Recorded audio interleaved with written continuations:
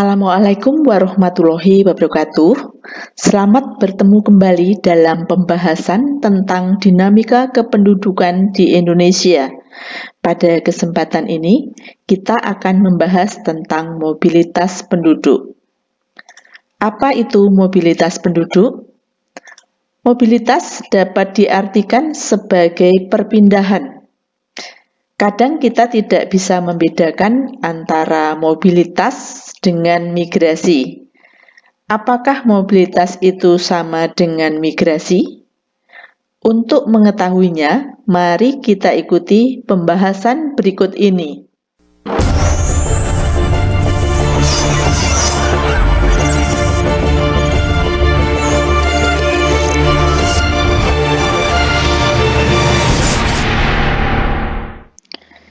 Mobilitas penduduk dapat dibedakan menjadi dua, yaitu mobilitas penduduk horizontal atau geografis dan mobilitas penduduk vertikal atau sosial.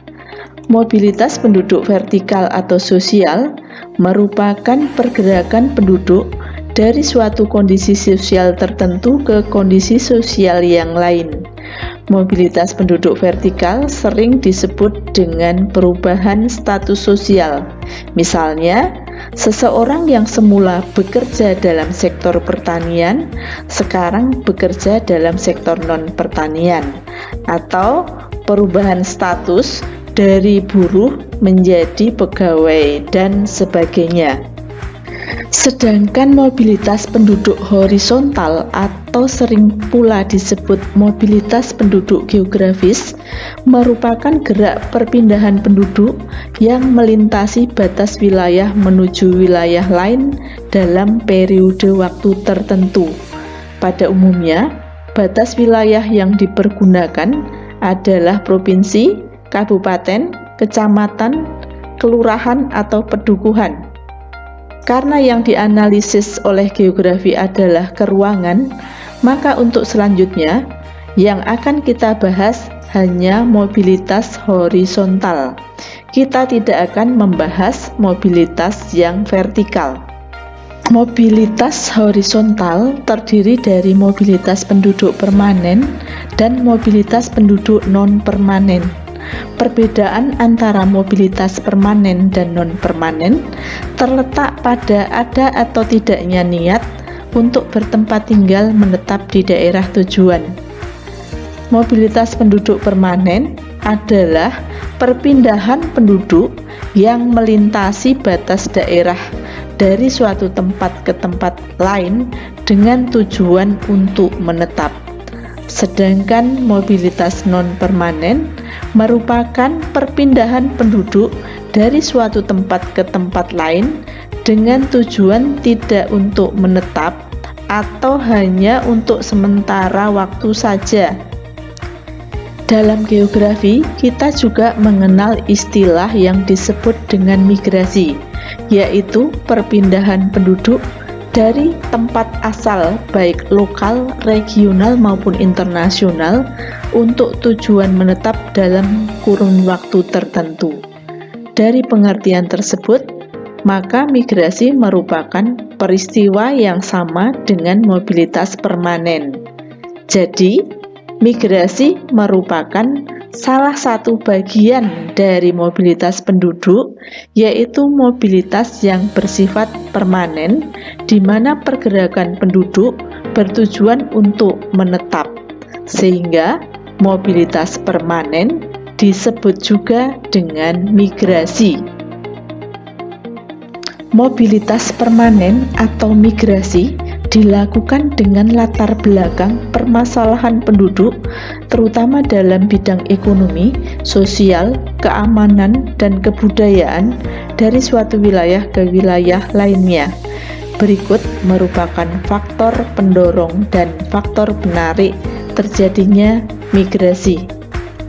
Faktor pendorong migrasi merupakan faktor negatif yang terdapat di daerah asal, antara lain cuaca iklim yang kurang baik, kurangnya sumber daya alam penunjang kehidupan, sempitnya lapangan pekerjaan, terbatasnya fasilitas kesehatan, pendidikan dan fasilitas publik lainnya, bencana alam, serta adanya tekanan politik dan atau SARA.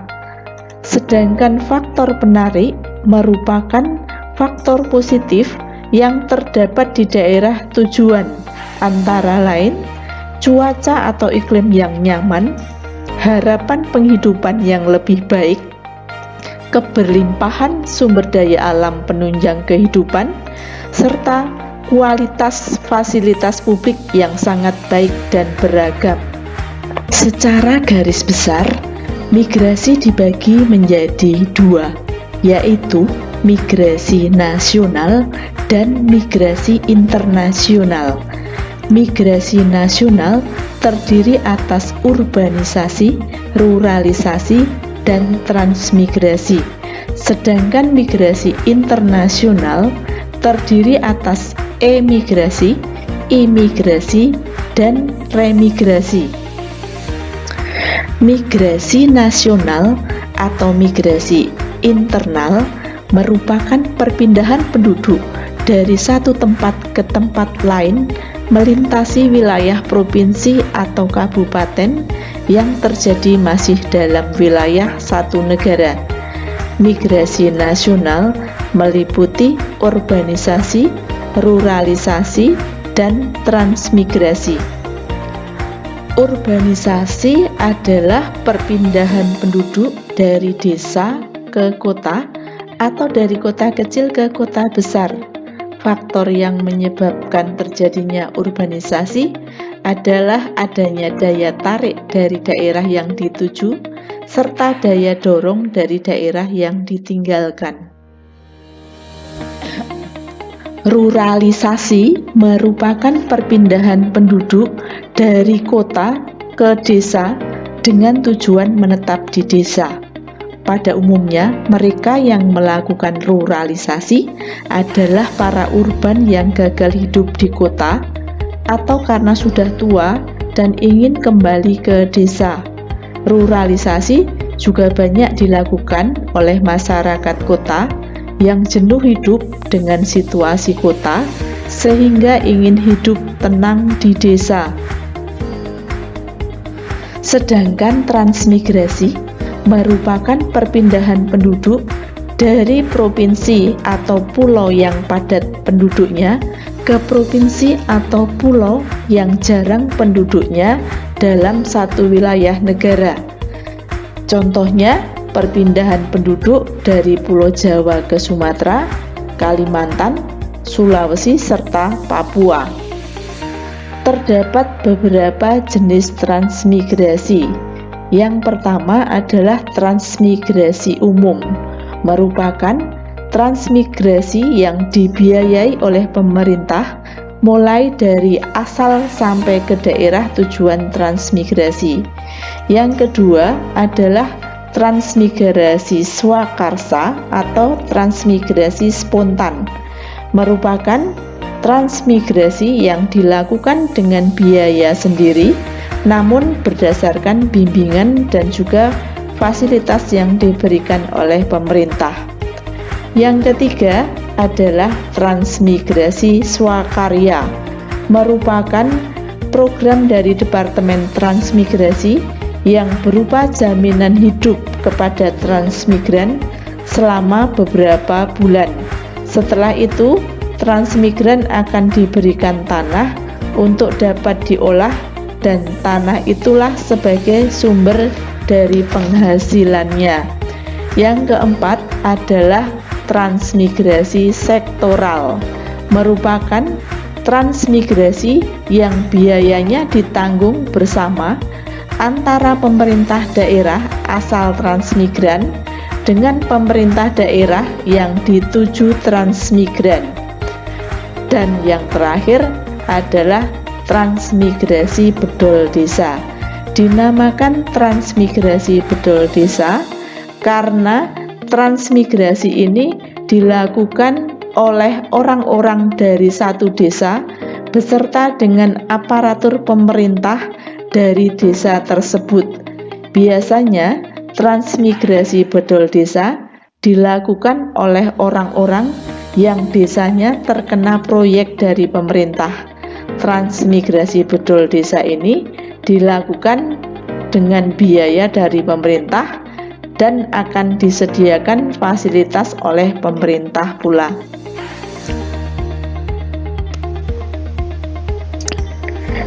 Migrasi internasional atau migrasi eksternal merupakan perpindahan penduduk dari suatu negara ke negara lainnya.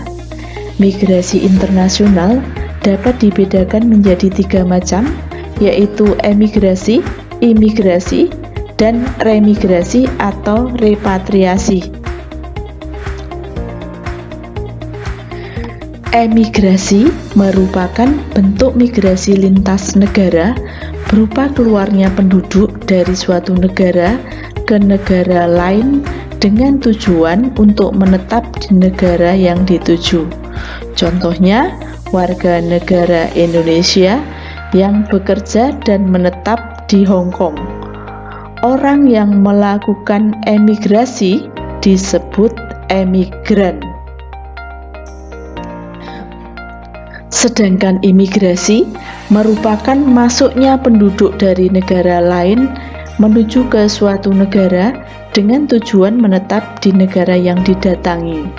Orang yang melakukan imigrasi disebut dengan imigran.